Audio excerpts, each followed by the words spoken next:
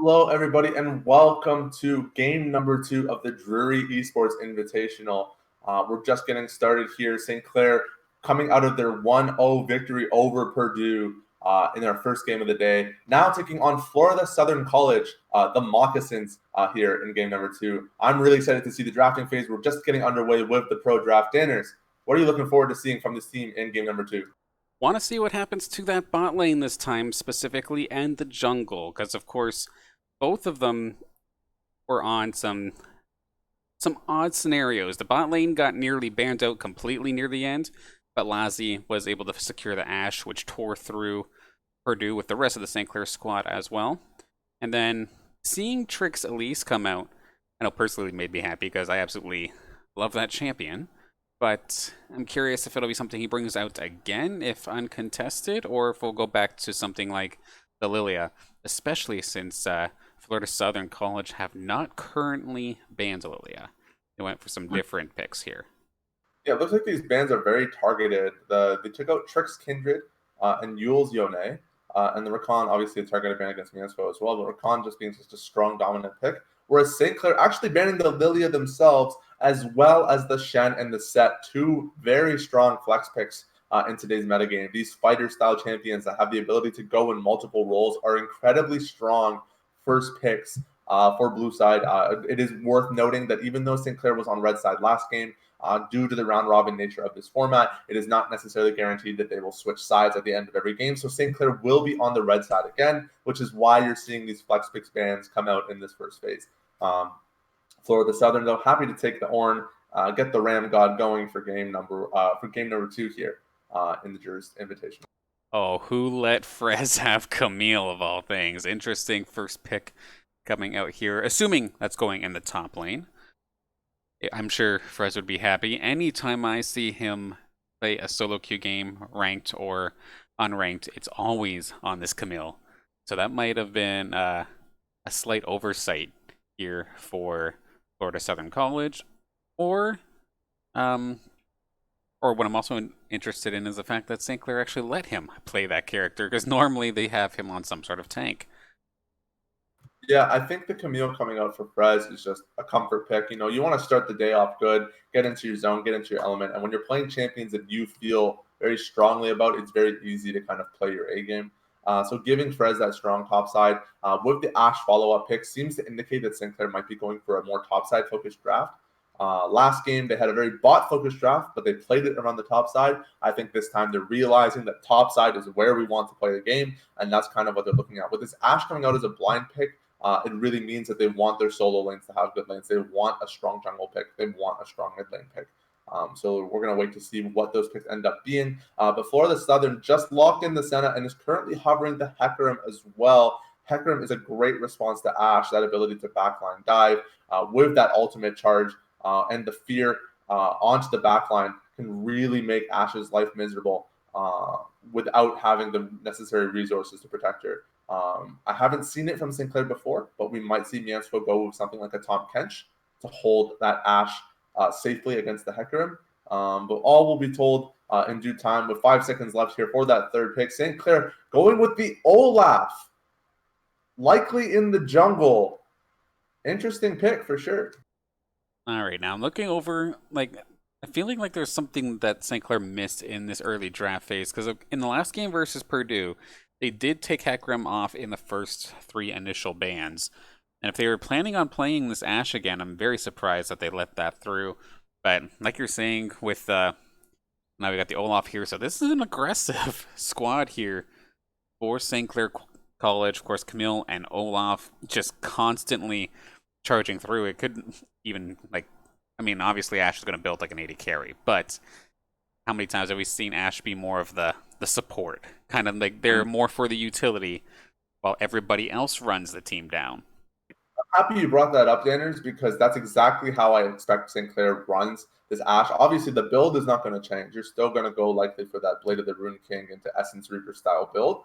But the way that the Ashe is going to be piloted, they picked the Ashe after the Ornn was already locked in. And Ornn is a great champion for accessing backlines with that Ram ultimate, being able to smash that Ram into the backline and get that long range knockup as a really easy way of isolating a carry in a team fight. So Ashe, the fact that St. Clair picked Ashe after seeing the Ornn locked in means that they're not intending on relying on the Ashe as a win condition at all. We're likely going to see the win condition come up in the mid lane for Yule. I expect that Mienzo's support gets picked here so they can keep the blind pick for Yule in the middle lane. And exactly, there's the Yuumi getting covered here as a utility support for Ashe. Yuumi Ashe is an interesting combination, and I'm excited to see how they pilot it. Probably looking to kind of have that pivot onto the Olaf, onto potentially whatever Yule decides to go for in the mid lane. Have the flexibility of the Yuumi to switch targets in the middle of a team fight and provide all that healing and ultimate value. Oh my god, how terrifying is it going to be? An Olaf charging in, Ragnarok's ready to go while getting zoomied by a Yuumi. Absolutely. It's terrifying. Usually, the other reason why you might have seen the Yuumi pick come out here is because it denies the pick away from Florida State onto the Hecarim. Yuumi Hecarim is absolutely horrifying to deal with. That being said, that Senna is a flex pick, and although Senna is typically chosen as an AD carry in today's meta, it doesn't necessarily mean for certain that it will be. The Galio pick coming out from Florida State, though, does make St. Clair's lineup a little awkward since we know they have to go for an AP mid laner. With this Galio coming out as basically the best anti-mage currently available in the meta, is going to make that mid lane matchup a little awkward, especially if you're playing around Yule as your win condition. So we'll have to see what kind of pick St. Clair responds with. Looking at Kassadin as a potential carry here, not sure how I feel about this pick, Danner. Wouldn't you just pick Lucian again? If you pick Lucian, you have no AP, though. And that's the issue, right? Is that St. Clair is shoehorned into picking a magic damage-based mid laner against the Galio. Right. Which is a little tricky. You don't want to be in this situation necessarily. The Lucian would be a great counterpick to Galio, but because you've already locked in the Camille, because you've already locked in the Olaf, and because you took the Ashe early on in the phase, there's nothing wrong with the Ashe pick, but because you took her so early on, you've kind of put yourself in this position where you have to take an AP into a champion that loves going up against AP mages, right? So you respond with this Kassadin pick, which doesn't fit thematically with the team at all, right? Ashe is very early game lane bully. Olaf is very early game aggression. Camille has some scaling, but she's mostly used as a lane bully. And then you have this mid lane that kind of just rolls over in lane. So St. Clair's going to have some difficulty accessing the map through the middle lane, which means even though they have a very mid-focused draft, they're going to have to play around their bot side. So it's going to have to come down to how they open up the map and create space for these dives and engages using that Ashe arrow to set up for some of these kills later on down the road. Okay, so Camille's going to be, in this case, you're saying a lane bully, but is there any world where the Camille can then be the win condition? Or unlikely? It's possible. I think Camille has kind of in recent times taken on like this new Aurelia role. Most of these Triforce top laners do, where they're like kind of a hyper carry, but they lack the ranged advantage that traditional AD carries do have. And Camille is very susceptible to lockdown, right? Because once she uses that that hook shot to jump in and set herself up into a fight, all of a sudden she's dealing with Ornn knockups, she's dealing with Galio knockups, with taunts, with Bard stuns. There's a lot to get around. So more than likely, Frez is going to be using his initiation to divert the attention away from Yule and Trick, where this Olaf can kind of run in with that Ragnarok and do his damage onto the backline. The Olaf pick does work very nicely into this Florida State comp, but it's going to be tricky to pilot for sure. For sure, and then as this match goes on, it's probably going to be, I feel like Yule on that Kassadin is just going to have to find flanks for days, because if we are going head-to-head, of course, like you were saying, with Galio being the best anti-mage tank around right now, it seems, and even not just Galio, but just having a lot of tankier characters to deal with, I feel like Yule's going to have to just pop in, try to blow up Senna, and run away, if possible. Yeah, and it's a good point that you bring that up, because Florida State really doesn't have much of a win condition either. Like, their damage is pretty low across the board. Senna obviously does scale, but she's in a losing lane. So there's an opportunity there for St. Clair to kind of punish that pick. That being said, Hecarim can very easily become a hyper carry, especially with how prominent the Triforce Death Stance build is in the current meta. Hecarim can be the unkillable damage tank that you need for your team. Which is why the Kassadin pick shocked me so much, because it allows Hecarim to run across the map, because Yule will never have priority, right? You'll never manage to gain priority away from the Galio. So it really comes down to how the teams actually pilot these matchups. If Florida State is on top of the ball right now, they know that they control the map through mid lane, and they're going to have to be playing around that Galio. If they don't, St. Clair can abuse that window and take the win there. Again, League of Legends, it's a video game. There's tons of factors at all times, like of how the game is going to play out and what's going to happen. And we can sit here on the analyst desk and talk and shoot our predictions out for hours at a time. But at the end of the day, it's how the players play. And we've seen St. Clair play some pretty great games. So I'm excited to see what they make of this comp and how they hold their win together. Absolutely, of course. It's all down to the execution at the end of the day. You can have a game plan, but it doesn't mean that'll be the case. If you try to get a car to go straight, it could still blow a tire. Like, there's still things that can happen to really throw things for a loop. And of course, with there not being very many flex picks, or wasn't really any flex picks, we kind of have a rough idea of where everybody's going. Sure enough, no surprises on either side. And we're going to be getting into this one very shortly. I do worry a bit. I remember seeing during the, I believe it was the University of Toronto match we saw on Wednesday, where the Hecarim got out of control to the point where he was unkillable and he hit like a truck. Like how you were saying he was the damage tank. Like, that was absolutely the case then. Especially with the immobile AD carry of Ashe as one of your damage dealers, and kind of like the quarterback in this situation here, where that Ashe arrow is probably going to be the go button, and everybody else is just going to follow up. Logi's purpose in this game is to provide value for the rest of his team. It's going to be using the Hawk Scout to kind of figure out where the Hecarim is at all stages of the game. It's going to be using those arrows to initiate team fights. I expect that after laning phase is over, Miansfu hardly ever binds himself to Ashe and just lives on top of the Olaf or Kassadin for the win condition. But we've got about 3 minutes here to wait for the spectator delay. So as we're waiting, we should introduce our lineup here. Unfortunately, I just had the players' names. I can get that for you still. Here you go. Thank you, Mr. Dennis. So in the top lane on the Ornn, we have Unexceptional. In the jungle, we have Pools on Hecarim. The mid lane, Good Kid AJ on the Galio. Senna, Hipster G in the AD carry position. And Flame Dappy on the Bard in the support. First time, my personal first time meeting or seeing these players perform on the Summoner's Rift. So I'm excited to see how they pull it together. Their comp looks pretty strong. Obviously, damage notwithstanding, but they have a lot of lockdown and a lot of great ways to open up the map. So it should be a good game of League of Legends to watch. Yeah, we've got taunts, we've got knockups, we have fears, stuns. This team from Florida Southern is definitely going to be fearsome. But at the same time, we'll have to see what happens, considering Olaf can just push one button and say, I am ignoring all of this, where's your carry? And we'll have to see what happens there, because Senna is going to have a bad time. Of course, does have the invisibility, but I mean, you don't have a dash or something that you can get out of dodge with to get out of the face of an Olaf. Trick is going to have to carry this game. Absolutely. Nothing like really looking at the Florida State lineup. They don't have the damage to burst out the Olaf the way you want to. Typically, your response to Olaf is high damage. Champions that, even though he Ragnaroks and he can break through all your CC, he doesn't have a lot of armor. Right. Doesn't have a lot of magic resist.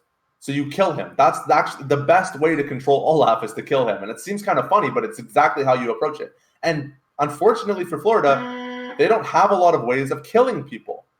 So it's going to really just come down to how these junglers take advantage of this map. Hecarim, how Hecarim abuses that space, and Trick, how Trick abuses his champion advantage in these matchups. And we'll have to see as if we're going to see any sort of funny business early in this game. Like, I'm thinking like level 1 invades or whatnot, because if you can shut down Olaf rather quickly, like you were saying, the answer to him is damage. So if he doesn't have the gold, doesn't have the like the time in the jungle necessary to like build some of these items, and he dives in and pushes R, and you're just like, LOL, just blast him. Like it's no big deal. Okay, he's a complete non-factor. So it's either like he has the time to ramp up, or he is basically toast. Fortunately, neither one of these teams have a particularly great level 1 invade. We could see a cheese in the bottom side using the Bard stun to set up for something like the center route into a Galio knockup. Like there is some limited synergy there, but as the damage follow-up just isn't there. So more than likely, we're going to see these teams 5 point and set themselves up. However, we won't know until the Rift loads and we get to see how these players intend on approaching this game. But there are a number of options available to these teams at how they want to play this early game, although I do suspect that there will likely be some full clears from these junglers, both trying to gain a level advantage over the other and really fight for those scuttle crabs. We're going to see lots of scuttle crab fights in this game. Now, with Hecarim, I'm trying to think, does he want to maybe like try and go one side over the other, or is he just going to be farming? What do you think his game plan for Hools? What is he going to be doing here today? There's no sense ganking the top line, right? It's an Ornn, right? Into Camille. The Ornn has a decent lane there, and Ornn is not your win con. So more than likely, it's the Hecarim playing that middle to bottom side of the map. It's going to be a lot of focus on the dragons early on in the game. And there is really good gank potential in the bottom lane, as I said, with the stun into the root combo to set up for the Hecarim. Yep. That being said, with Kassadin being such a strong, prominent win condition for St. Clair, a good target would be to follow up those kills in the mid lane for a good kid AJ and kind of support that Galio in that lane and just be present around that Kassadin, put some pressure down there. For Trick, it's going to be a similar plan. He's going to want to be countering these Hecarim ganks and making sure that Yule survives the laning phase. But we may see Trick actually put some more pressure on the Herald. If these dragon fights don't go the way that St. Clair wants them to go, we may just see them trading Heralds for dragons, which would probably be, I would say, the best case situation is to take a Herald away when that dragon fight happens and drop that Herald maybe in the top lane to give Frez that space he needs to be a split push team in this game. Now, quickly, I had the opportunity to take a look at some of the past matches here from the side of Florida Southern College, and specifically looking at good kid AJ. Last match I see him playing Galio was over a week ago. So, like, how rusty is this Galio? How practiced is it? Because, sure, on paper, this may be the kind of matchup he's looking for, but can he, like we were saying, can he execute on it? Yeah, and I mean, in this lane, you have the melee versus melee, so Yule does have a little bit more space to breathe. That being said, that Galio Q is going to make it really awkward for Yule to farm. So again, it does come down to the way the players pilot this. We do actually have the fleet footwork on Yule, meaning that he will be able to get some of these quick trades and get himself out of harm's way quickly. But at the end of the day, it's a Kassadin lane. You know, there's not a whole lot to be afraid of. But Yule is looking for those opportunities to kind of abuse that Galio with the melee matchup there at the early game. He's been able to find a few opportunities where that he's in the midst of an auto attack or something, so he knows that he's safe, or he already blew his tornado or whatnot. Finds an opportunity to auto attack, but yeah, that's basically all Kassadin can do right now. Gonna be a bit of a rough time here. Meanwhile, Frez looking extremely comfy here in this top lane. Really giving an exceptional run for his money, down to a quarter HP, nice and quick, without taking much damage himself. Yeah, that Camille pick is really prominent in that level 1 and 2 stage. Once that level 3 comes out and you have the hookshot available, we might actually even see a kill attempt coming out into the top lane. But Frez is an absolute monster with these swipes, getting that tip of the hitbox every single time for that added damage and healing as well, really making these trades very favorable. But in the bottom side, we actually do see priority being conceded to the side of Florida State. The Ashe having a really good push opportunity. Oh, but look at Frez. I love to see that creative gameplay, using the hook shot off of the Ornn pillar to get a quick trade in unexpected. Frez, obviously a very dominant Camille player. That's kind of cool to watch, actually. I've never seen that before. That was really fun. You can tell he's put in the hours on this champion, and that it's an absolute solo Q steal for him. Meanwhile, we got two skirmishes happening at once. Trick on the chase to good kid AJ. Flash is burned on both sides. Trick on Hot Pursuit. However, is going to have to turn aside as the threat of his bot lane coming in for reinforcements was too great. Yeah, and we do see that bottom Scuttle Crab actually being conceded to St. Clair. Hecarim making the odd choice to go and help out the Ornn top. I guess the Ornn was having a rough lane, so he's like, I'm going to help you out. But if Hecarim was bot side, like that fight could have gone very poorly for St. Clair. So that to me is a little bit of a map misread.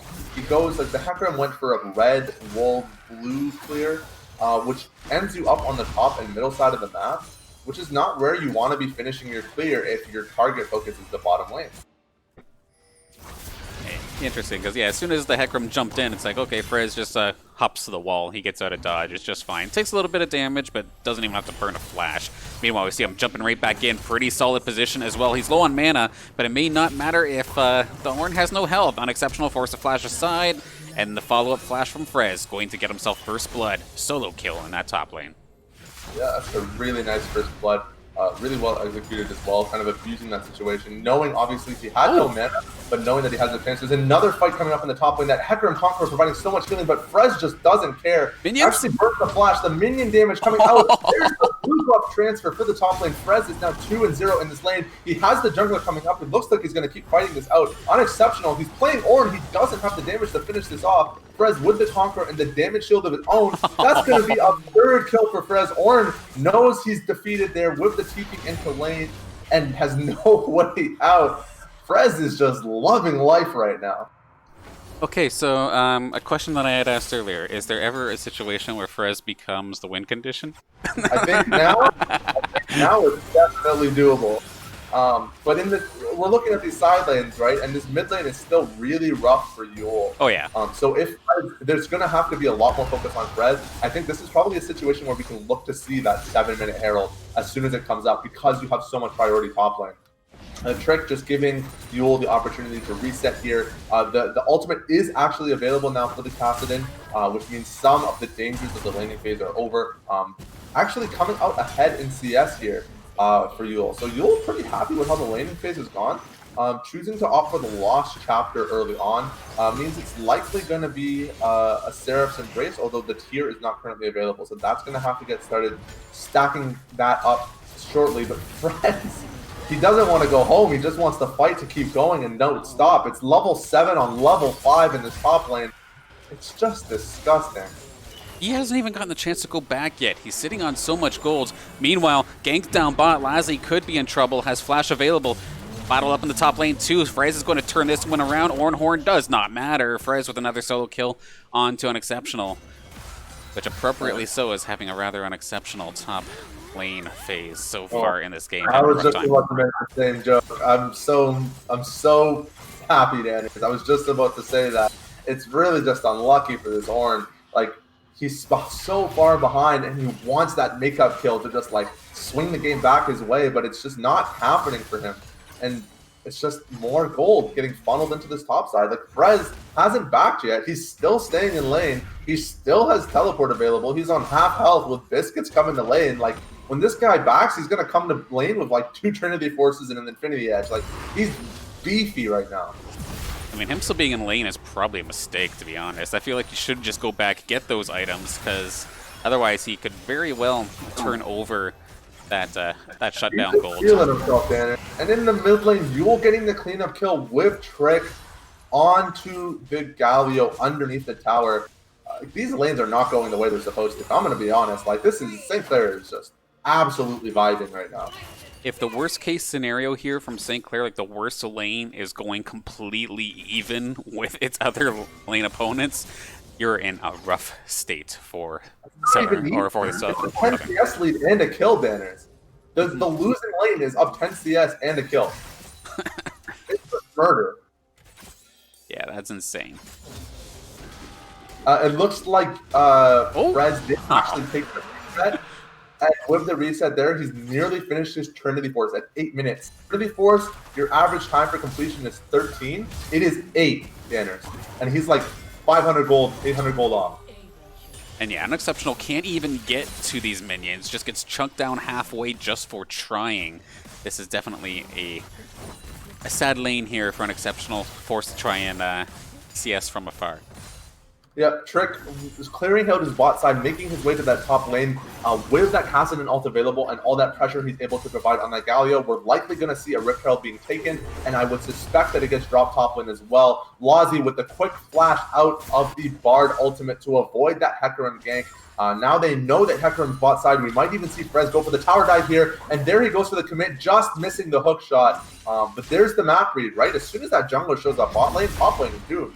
And Frez, knowing that, putting that pressure on the lane, taking that advantage to clear out some vision, maybe get some vision of his own, but he looks like he just wants to kill right now. Frez is just, the name of the game is murder for Frez right now. Essentially. Now down bots, Lazi getting some harass done to him, but is going to be just fine. Frez, hopefully he doesn't get too overconfident, however.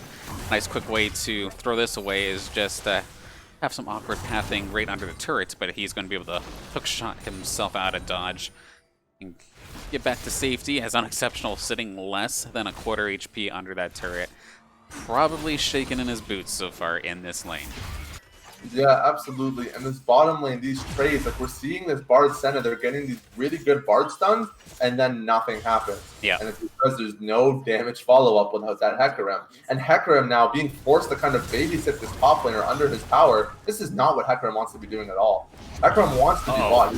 You're putting that pressure. Yule coming in with the ultimate over the wall. There's going to be an ulti chase here with the flash ult. You love to see that buffer, the way he flash ult buffered that ultimate there for that damage on the finish onto the Hecarim. Just really good mechanical play here. And it's going to just be a Herald, I think. The blue buff steal into the Herald more than likely. Just a quick little chase from Yule here. Yule getting a little bit ahead of himself, actually taking the Ignite down, but Frez going in for another dive on the Ornn. The Ornn ulti does come down. Trick has to flash out, barely surviving. The Galio ult comes in for the survival. Looking for the flash Q. Good Kid AJ does actually find the kill. That's the first kill for Florida State here. Frez looking for a fight, misses the hook shot against the wall. Is he going to be able to walk out of this one? The Bard ult comes down under the tower. Frez walks away by the skin of his teeth. 6-1 still for Sinclair, but man, that looks scary. Hipster's ult from down bot just barely keeping that player on the side of Florida State or Florida Southern alive. Clutch timing there and a bit of an overextension for St. Clair. Find themselves getting ahead, take a fight that maybe was a little bit questionable, but they were definitely feeling themselves on that one. They get punished for it, but it's still going to be like them in the driver's seat so far in this game. Sure, you gave the Galio a kill. That's all fine and dandy. It's still just a single kill, though. So, still a lot of work to be done here for Florida Southern, but a little extra momentum, a little bit of signs of life here, knowing that St. Clair just can't do what they please and run over Florida.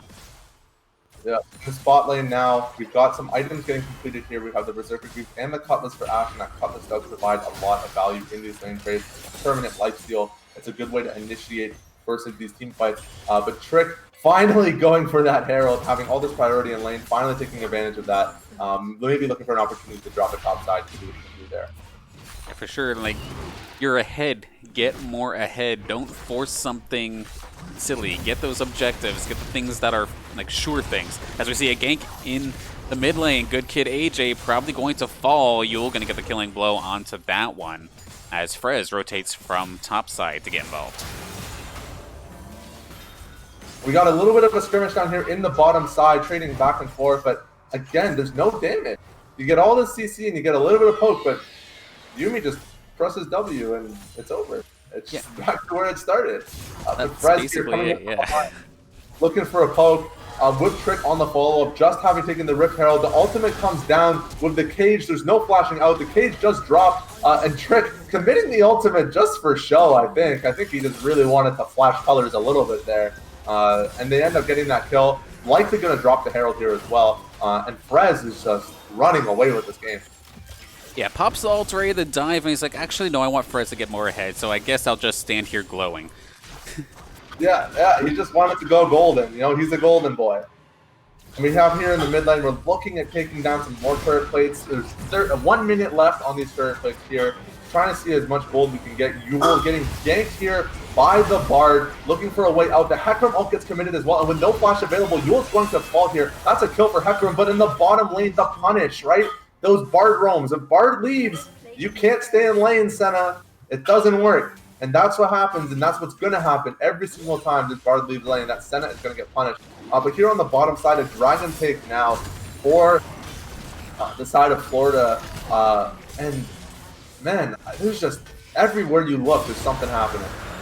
Absolutely, and the Florida Southern able to get themselves this dragon, so secure themselves an objective, try and keep this going, but this top lane battle is actually not going in Frez's favor, hanging on by a thread. Minion damage almost turning this one around, shot down as the ult from Hipster G going to get a massive shutdown gold over to that AD carry.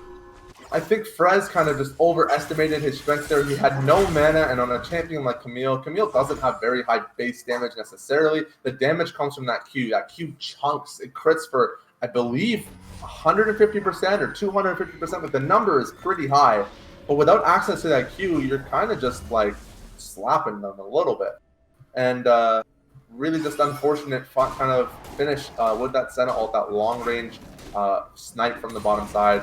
Pretty significant bounty for the bottom laner there. We actually see the Phage coming out now after the Mana Immune, likely going into the Black Cleaver for Senna. And once that Phage is completed, it's really easy for Senna to start kiting in these team fights.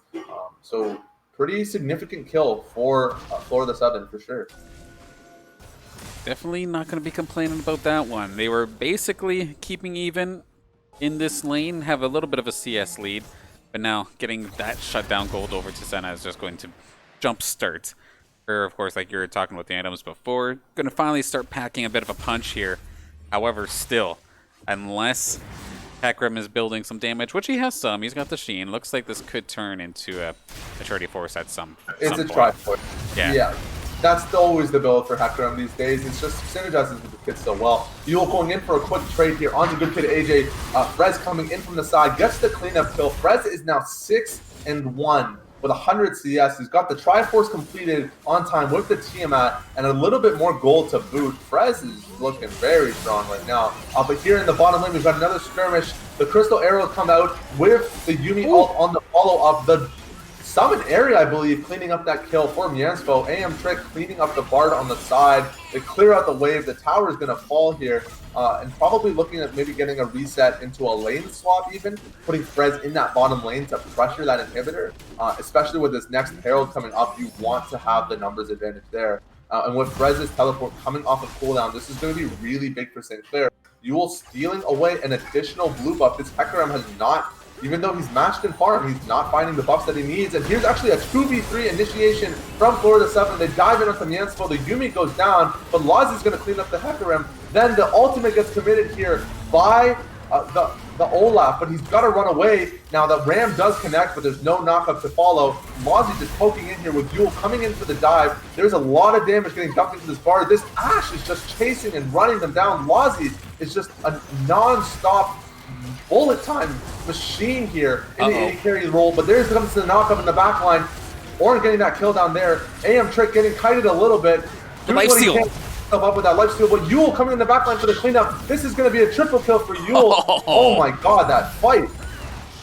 Oh gosh, as if having one person that far ahead wasn't bad enough. That fight just completely turned around. Trick able to... Yeah, Trick just basically hung on by a thread using that lifesteal, and Yule just comes in for the triple. Oh dear. I'm not gonna lie, I ran out of breath there. That was just non-stop action. They started the fight, then they left the fight, then they started the fight, and here, Frez again starting another fight in the top lane. There goes the ultimate. The Hecarim should fall here, but the Galio ult doesn't get a minute. Frez actually flashing in for the kill, avoids the knockup nearly with the hook shot. Oh my gosh. That Ashe arrow from downtown from Lazi may have stopped Good Kid AJ from pursuing that kill onto Frez. Nice shot there, Lazi. But yeah, if it wasn't for that extra action that happened like a little bit after that mid lane engage, I was kind of getting worried that I accidentally hit the rewind button or something on the time controls, because that gank where Frez came down from mid lane, took out Good Kid AJ, was literally rinse and repeat from what we saw earlier in this game. Identical timing, but then that team fight was absolutely ridiculous. It looked like St. Clair was overextending themselves, as we see Yule going to try and do a little bit of burst damage here onto the anti-mage of Good Kid AJ's Galio, but here comes the pony. It's going to catch on to Yule. The fear did come through. He's trying to fight through it, but it does get taunted. I think they actually have to turn this one around. Yule not with very much mana left in the tank, so would not be able to keep on going unless the reinforcements are here. Trick looking to maybe get something started. And that's, sure enough, going to be a kill. Yule able to find the support of Flandappy. The Bard goes down. I'm actually surprised Yule didn't turn earlier in that fight. And again, in the top lane, we have another fight here. The Ram does get committed by the Ornn, but the Camille ultimate to hop, skip, and jump over that ultimate. There's the cleanup for Frez. Now 8-1 in the top lane. The Tiamat is finished. The Triforce is finished. And the Death Stance is on his way. This man is a monster. Gosh, I feel bad for Unexceptional right now. Like, he's got that, I think it's the Sunfire Cape. But that's basically it. He's not even going to be staying alive in this fight long enough for that to really even be a factor. And steal one more Herald before it goes away, and the Baron takes its place. And then every objective covered right now for St. Clair. St. Clair, right now, they are racing against a bit of a timer, however. The Senna has infinite scaling on the range with the passive of the Soul. The Ornn, as that Ornn levels up, those mythic items are going to start coming out for the rest of his team with those Ornn upgraded items.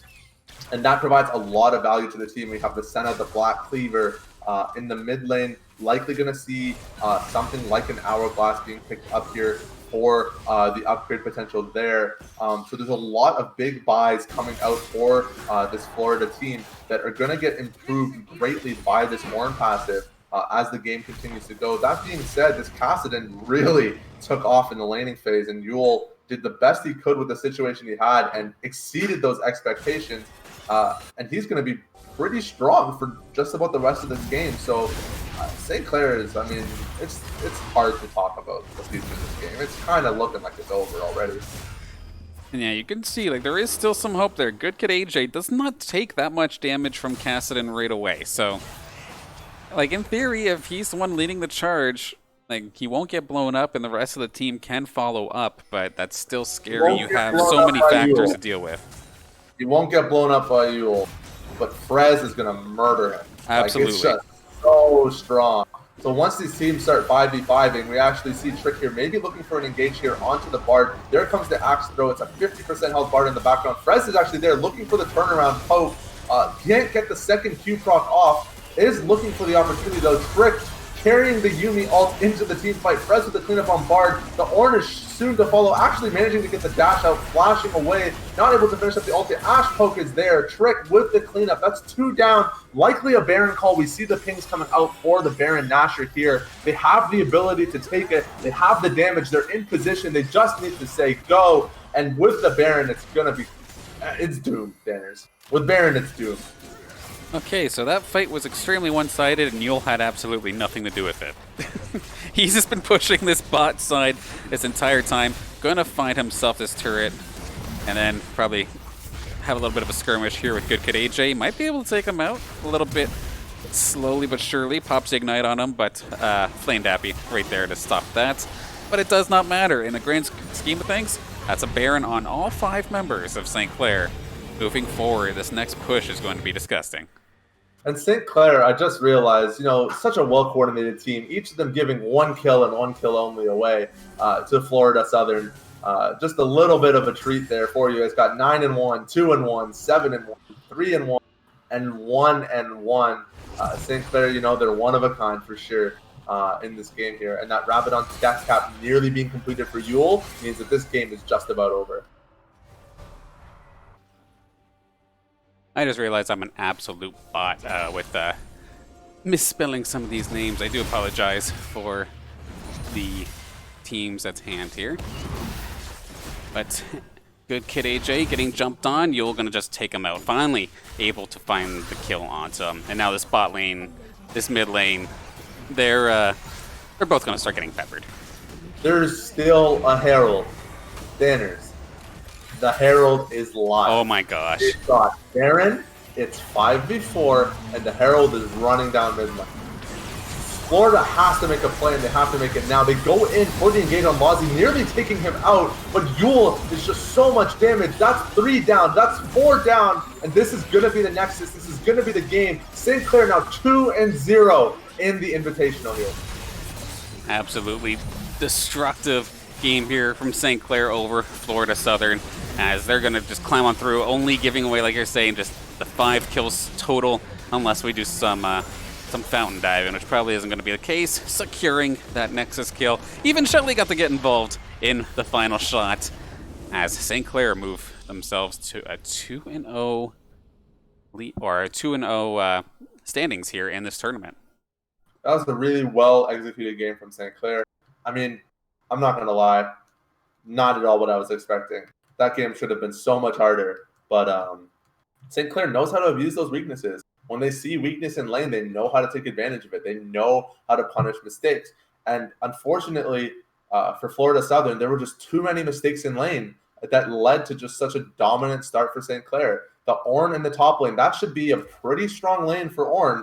And he dropped like 4 solo kills by like before 7 minutes, I think. And then in the middle lane, like Kassadin had a farm advantage against Galio. And in the bottom lane, the lane that we thought was going to win actually ended up conceding their lane priority a little bit. Like, it was just not at all what you expected to see, but we're very happy to see it here at the Saints Gaming Desk. Of course, we love to see our Saints perform well. And now going into this tournament, 2-0 is such a great start to the morning for this squad. We know they're going to ride that energy for the rest of the day. And we might even see some more crazy wins throughout the rest of the day. I mean, they're definitely making a solid push to try and get into Sunday's matches, as the next matchup that we will be seeing here on the desk is going to be St. Clair versus the Shawnee State Bears. Versus Shawnee State, we've seen them in a couple other of the collegiate esports titles, but I think this is the first time I'm going to get to see them in League of Legends action. So I'll be looking forward to that. But before that, yeah, 2-0 currently. They ought to be sitting at least tied on top of the group at this point, of course, and not dropping a single game so far. And we still got plenty more action to go. Still at least another 4 matches. We have this match coming up. It should be starting at 1 o'clock. So in theory, give us 5 minutes and we'll be into the next game. And then after this one, it looks like we're having about an hour for a lunch break, which is perfect, because I know can definitely use some food. So thankfully, the Drury Esports Invitational people actually giving proper space for food. I make that seem like a huge deal, but to be honest, you'd be surprised how many tournaments just completely ignore that factor. We're hungry for food, and we're hungry for some more great League of Legends action, so don't go anywhere. We'll be back with another game in about 5 minutes or so once these teams get locked in. So get ready for game number 3.